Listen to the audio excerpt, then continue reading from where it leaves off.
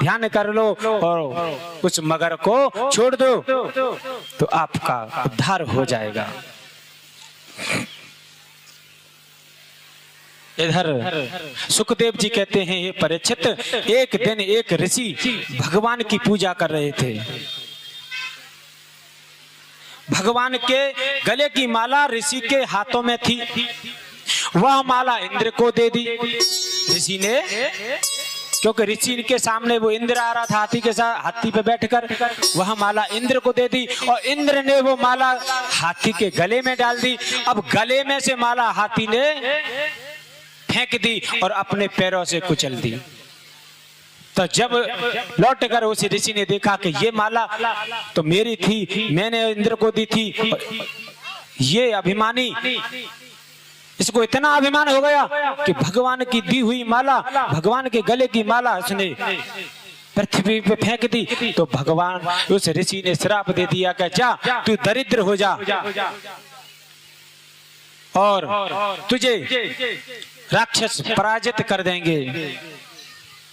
तो राजा बलि ने चढ़ाई कर दी। अब तो सभी देवता भागते फिरे, कंदराओं में छिपते फिरे। मौका मिलते ही इंद्र भगवान के पास आया और प्रार्थना करने लगा कि हे प्रभु मुझे बचाओ। तब भगवान ने कहा, तुमने पाप किया है, तुमने एक ऋषि का अपमान किया है, ऋषि की उस माला का अपमान किया। इसका ही वो श्राप था जो आज तुमको कष्ट पहुंचा रहा है। उन्होंने कहा कोई उपाय तो होगा। तब भगवान ने कहा अभी समय ठीक नहीं है, अभी कुछ वर्ष रुको। अब कुछ वर्षों के बाद भगवान ने कहा उपाय है। इधर उनकी माता देव अदिति, इंद्र की माँ अदिति अपनी बेटे की चिंता करने लगी कि भगवान ने अभी तक कोई समाचार नहीं दिया। तब भगवान ने कहा कि तुम जाओ और 11 दिन का व्रत करो और मैं तुम्हारे गर्भ से अवतीर्ण हुआ। तो माता देवहूति ने 11 दिन का व्रत किया और 1 वर्ष बाद भगवान वामन अवतार में प्रकट होते हैं, जन्म लेते हैं। बोलो वामन भगवान की जय हो। इधर वामन रूप में भगवान आते हैं और राजा बलि के द्वार पर पहुंचते हैं। राजा बलि यज्ञ करता है और सबको दान देता है, मनवांछित फल देता है, जिसकी जैसी इच्छा वैसा ही फल देता है।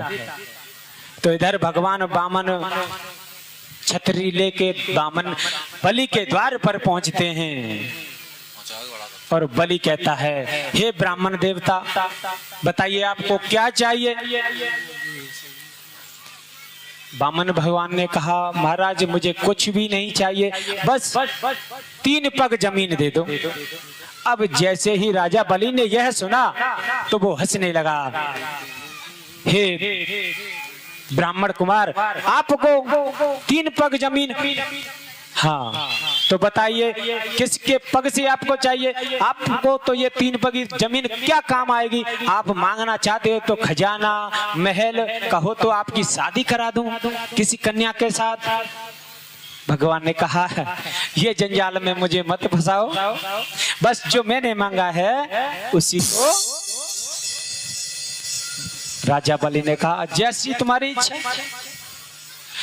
अब गुरु शुक्राचार्य ने देखा कि ये तो भगवान है और इसे कंगाल करने आए हैं। तो राजा बलि को एकांत में ले गया कि रुक बेटा और मेरे साथ चल। एकांत में जाकर कहा ये भगवान हैं और ये तुझे कंगाल कर देंगे।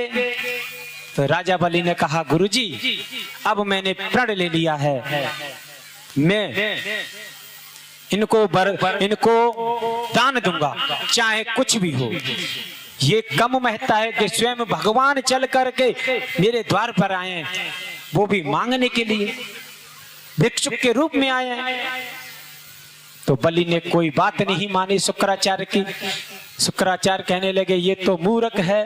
कहते हैं जब गौधुआ की मृत्यु आती है तो गांव की तरफ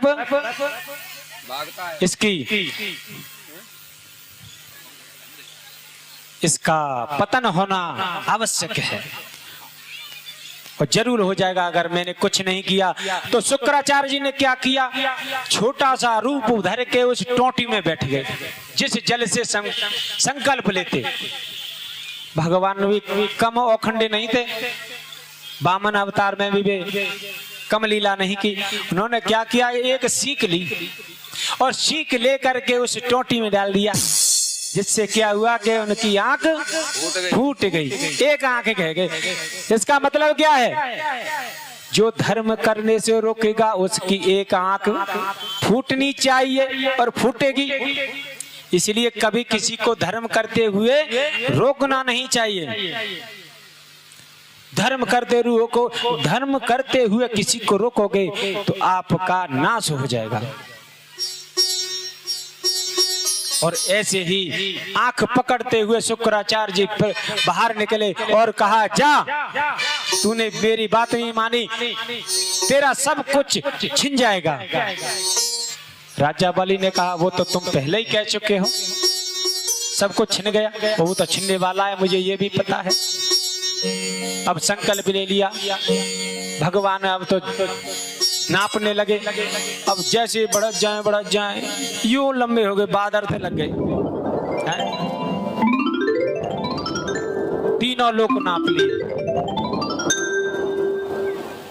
वामन भगवान ने तीनों लोग नाप लिए 2 ही पग में।